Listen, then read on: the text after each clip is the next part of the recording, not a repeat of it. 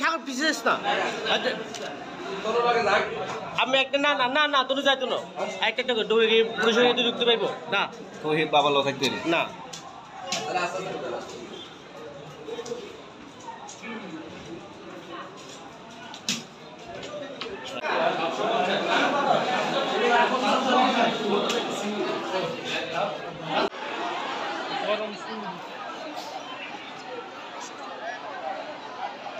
পরিবেশ কি বলবো, আমার মনে হয় যে এত স্বতঃস্ফূর্ত উপস্থিতি মানুষের কোনো অবস্থাতে দেখেন লাইন আর লাইন মানুষ মনে হয় একটু স্লো হইতেছে।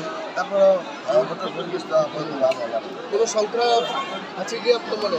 এখন মাত্র সকাল, সংখ্যার কথা তো আমি বলতে পারি না যে এখন পর্যন্ত তো ভালো। আর বাকিটা আপনি তো ভোট দিচ্ছেন, আপনার জয়ের ব্যাপারে কতটুকু আশাবাদী? আমি আল্লাহর রহমতে আমি জয়ের ব্যাপারে শুধু 100%, 110% আশাবাদী এইভাবে সুস্থ মতো।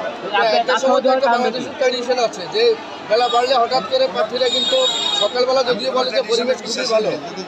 আমি আপনার কাছে জানতে চাচ্ছি যে সকালবেলা অনেক সময় বলা হয় যে খুব সুষ্ঠু পরিবেশে ভোট হচ্ছে, 2 ঘন্টা পরে বলে যে পরিবেশটা পরিবেশ যদি না থাকে সেটা না বলে তো হবে না। আর এই পরিবেশ যদি থাকে আমি যদি হারিয়ে যাই সেটা আমি হার মানে নেব এবং আমি সেটাকেই বাস্তবতা সেটাই মানে নিতে হবে।